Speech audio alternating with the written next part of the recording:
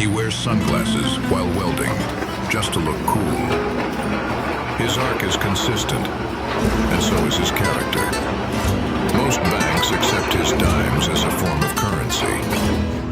Gravity once sued him for his verticals. He won. His tape measure doesn't retract, it salutes. His slag peels like a banana.